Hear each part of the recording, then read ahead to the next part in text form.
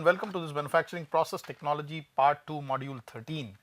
We were discussing about the ultrasonic machining process and in context of that we had actually talked about finding out what is going to be the flow stress sigma W, and we found that it is related to 8 times of the average force F average times of the amplitude of motion of the tool divided by pi times of number of grains impacting per cycle times average diameter of the abrasive grain small d times of HW, where HW is basically the indentation depth of the workpiece times of HW plus HT being the indentation depth on the tool side. So, this is the tool, this is the workpiece indentation depth. So, having said that, now the question is that can we really put everything together in terms of material properties, and for doing this by and large we are aware that the depth of penetration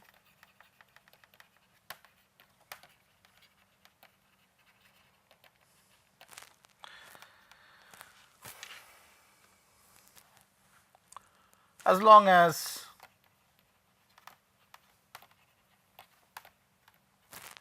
the load and the diameter of the indenting sphere remains same. So, this depth of penetration is inversely proportional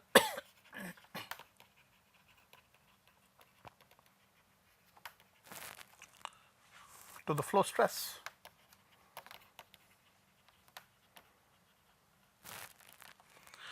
Thus, the depth of penetration can be represented as 1 by sigma. So, if sigma T and sigma W are stresses developed in the tool and the workpiece, the ratio of the corresponding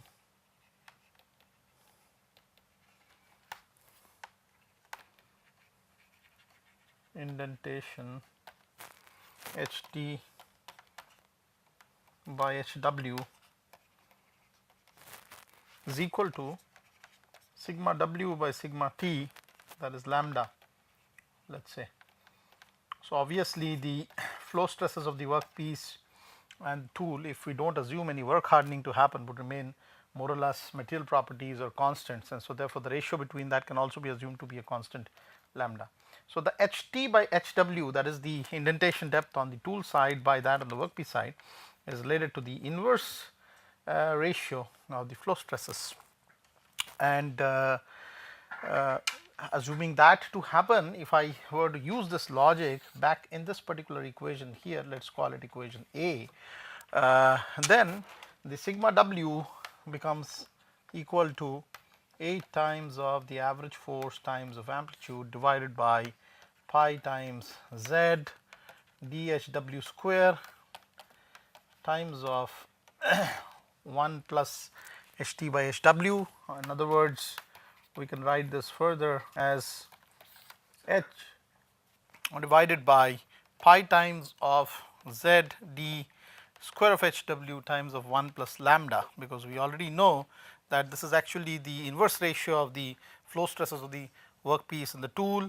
and this can be treated as a constant for a certain tool material and a workpiece material, assuming that there is no strain hardening effect which happens because of this ultrasonic machining. Again, it may be assumed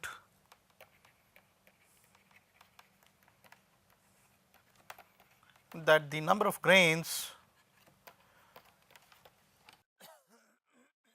acting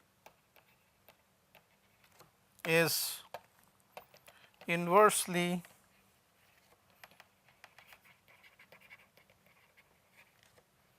proportional to the square of the diameter of each grain for a given area of the tool face. So, basically Z becomes proportional to the concentration of the grains in the slurry and inversely proportional to the square of the diameter. This is obvious because of, let us say for example, if we look at the tool cross section and if we look at number of grains all of size or diameter small d, obviously the higher is the diameter, lower would be the number of grains which come between one impact of the tool face with respect to the workpiece surface. And so, obviously also if this concentration is more or less, which also depends on the slurry loading with respect to the abrasive grain that we are putting in. So, the number of grains would be proportional to the concentration. So, we can always write that the number of grains making impact per unit cycle of the tool is equal to constant zeta C by d square, where C is the concentration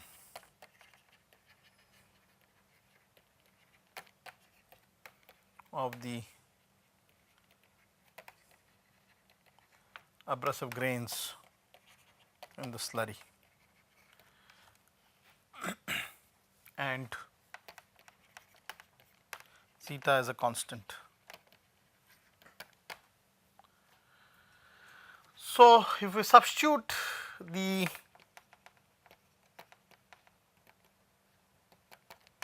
Z value from the earlier equation A, we have square of HW equals the average force 8 times the average force times A, and we can actually substitute Z to be equal to xi C by d square times of d divided by pi times I times of HW, which is actually the flow stress of the material times of C times of 1 plus lambda. So, we are assuming that this sigma W here is actually equal to the flow stress of the work material. Okay. The total amount of stress becomes equal to the ultimate yield strength of the material or the hardness of the material as and when the point of fracture arises, where the material is actually getting yielded and come in the flow state. So, it is safe to assume that the whole machining process will start happening, and MRR is obviously concerned with the start of the machining process only when the sigma W approaches the hardness of the material HW, flow stress of the material HW. So, that is how you lay out the total amount of indentation which happens of the grain on the workpiece surface HW, and we can write further HW to be equal to the square root of this whole term 8 F average amplitude A times of d divided by pi xi HW C 1 plus lambda to the power of half. So, if we now substitute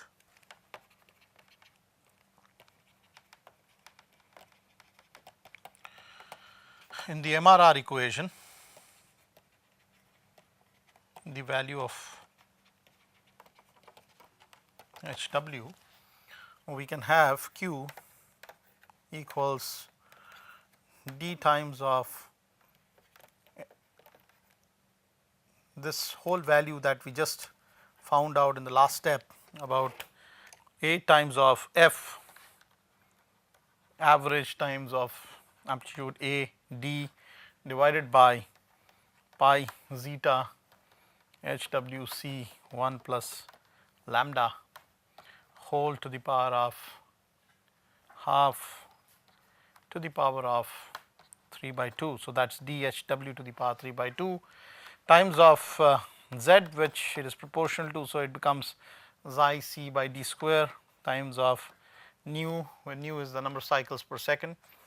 So, obviously, then q comes out to be equal to a to the power of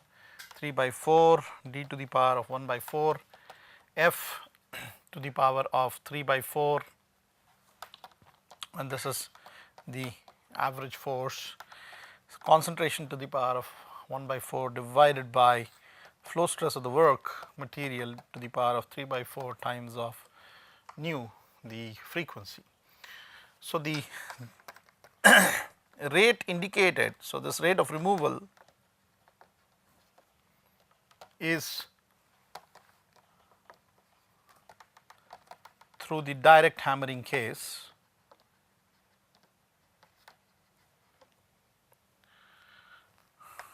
which happens as grains plow in the workpiece material. So, this is not the only case which leads to the material removal. There are some instances where the material removal may also happen through reflected grains.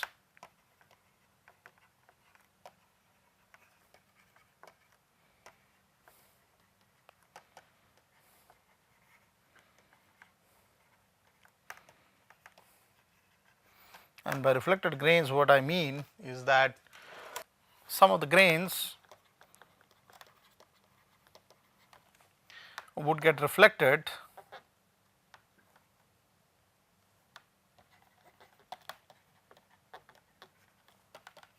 through the fast moving tool face, impinge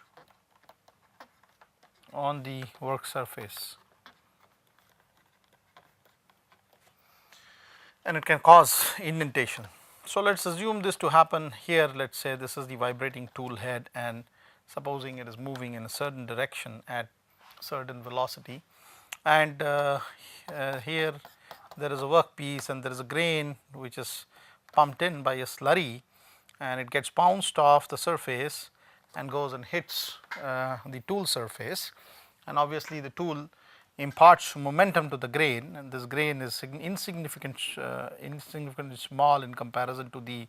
tool. So, basically it assumes almost a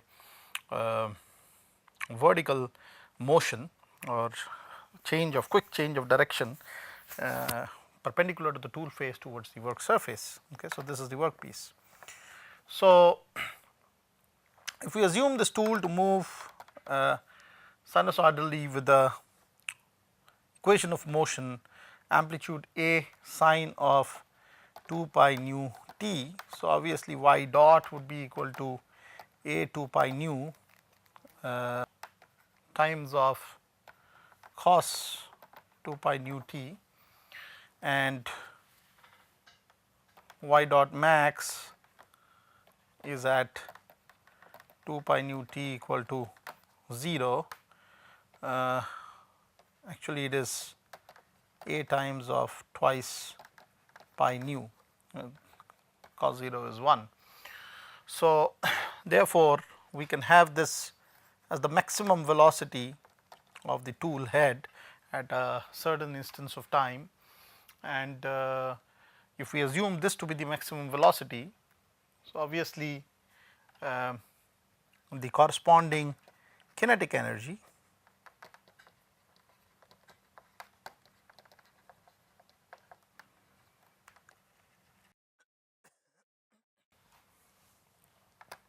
again maximized kinetic energy of the abrasive grain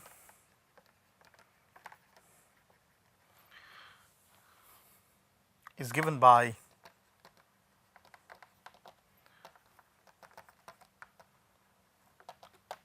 half times of 4 by 3 pi d by 2 whole cube rho a times 2 pi u a whole square, assuming full penetration of the grain. So,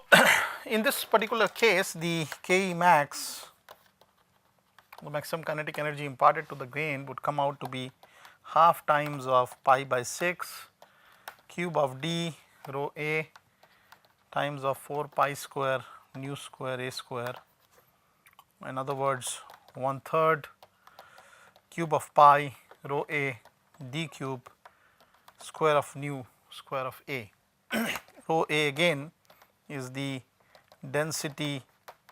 of the abrasive material.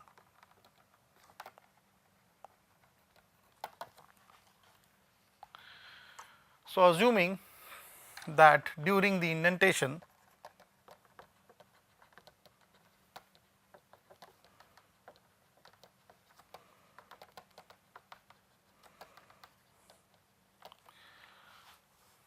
caused by such an impinging grain,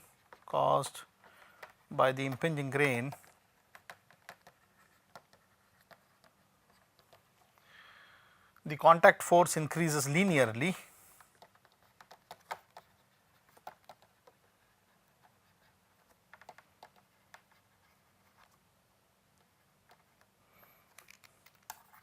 which is actually a true assumption, because we would like to in the same manner as I had discussed earlier in the hammered grain case, it was as if the contact point between the tool and the grain would result in the start of the force, which will go all the way up to a maximum force corresponding to the yield stress of the material, and then the force would fall back. So, in a similar manner here, although there is no active pushing of the grain, we can assume that because of its velocity there is a force because of the change of momentum imparted onto the workpiece, but obviously the momentum is so big that there are a few layers which get broken or fractured reaching to the ultimate yield point, and then the slurry actually takes that broken fragment away. So, the experience of the force of the grain should be in a similar manner as in the hammering case, that the force starts from some value, goes all the way to the maximum, which corresponds to the flow stress of the work material, and then once the dislodgement has happened, then there is no use, and the force comes down because the material is now having a cavity at that particular place. So, the Ke max in this case would be equal to half Fi dash max Hw dash. Just would like to recall at this step that this Fi max dash is not equal to the Fi max, and so is the Hw dash not equal to the Hw, which were discussed in the hammered case. Obviously, the magnitude of these are much different in comparison to the hammering case. So, Hw dash is the depth of indentation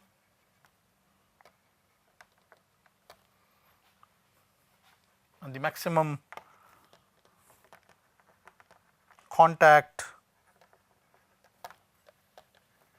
stress on the grain can be given as sigma w equals to Fi dash maximum divided by pi d Hw dash. So, as you may recall, the diameter d, as assumed earlier, was proportional to dh to the power of half, twice dh to the power of twice dhw to the power of half. In this case, obviously the grain, because the total indentation depth on the workpiece because of the thrown grain is Hw dash, as has been illustrated earlier here, and so therefore the sigma w comes out to be equal to the total force times of pi d square by 4, which is actually the area of impingement of the grain on the work surface, and therefore sigma w comes out to be F dash max divided by pi d HW dash as has been illustrated here. So, if we assume this kinetic energy to be equal to the kinetic energy of the grain for, so we can now correlate the Fi dash max, the maximum force that the grain comes across in the impingement case, the free throw case, that can be represented as Hw times of pi d small hw dash. And if I wanted to equate the kinetic energy to the force distance product, Fi half Fi dash max times of Hw, assuming a triangular characteristics in the curve, which is equal to the maximum kinetic energy, should be that of the grain, which is 1 by 3 pi cube rho a d square nu a square as derived in the last step. So, from this equation B and equation C, the Hw dash, if I substituted the value of Fi max in this equation from B to C, the Hw dash comes out to be equal to pi d nu a root over twice rho a by thrice Hw. This Hw corresponds to the flow stress of the work material. So, it is a property of the material which is again known. This is the abrasive grain density. This is again, if the grain does not change, is a material property, okay. And obviously the diameter, which is the average diameter of the grain, the frequency of the tool, the amplitude, these are also experimentally measured quantities. And so, if I were to compare in this manner the Hw dash to the Hw which was obtained by in the previous case, when actually the grain was hammered on the surface, it is found that Hw dash is much smaller in comparison to Hw. So, obviously the significant material removal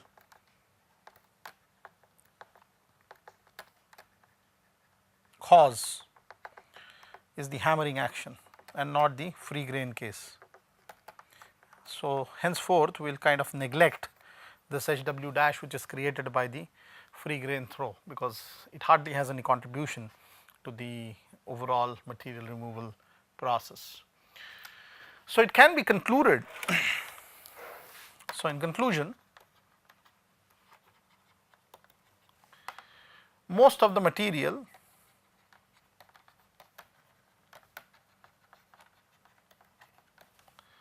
is removed by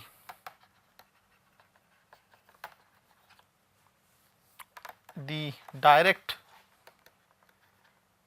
impact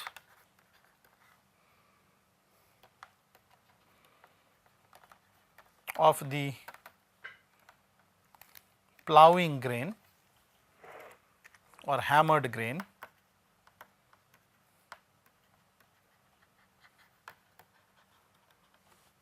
and from the earlier relation the MRRQ is proportional to amplitude to the power of 3 by 4, diameter to the power 1 by 4, the average force to the power of 3 by 4, concentration to the power of 1 by 4, nu to the power of 1 divided by the flow stress of the work material to the power of 3 by 4. But if you look at experimental results, the relationship Q directly proportional to the 1/4 power of diameter does not hold.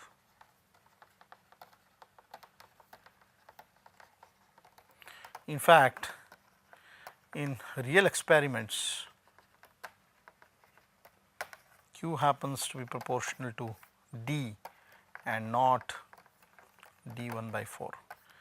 So, MC Shaw tried to do something in this area by studying what is the cause of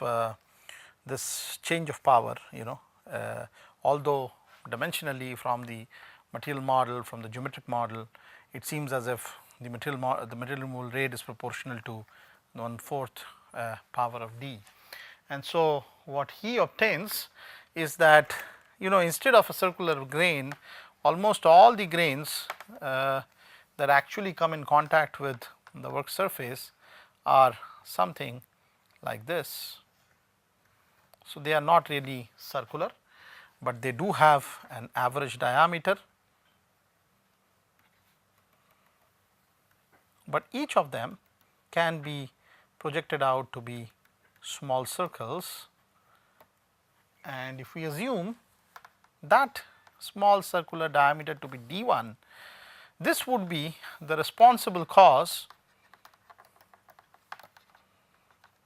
of indentation effect. Obviously, this is the surface which is actually indenting. Okay. So, this is the surface which is actually indenting. So, in brief then, the discrepancy in the relation of MRR to the average grain diameter d, small d,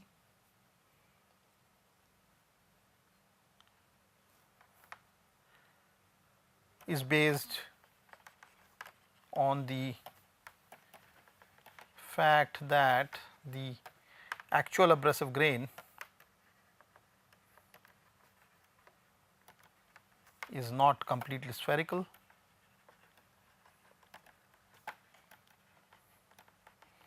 and what Shaw studied and Shaw found out is that if d1 is the diameter of the projection of the grain and d is the overall average grain diameter,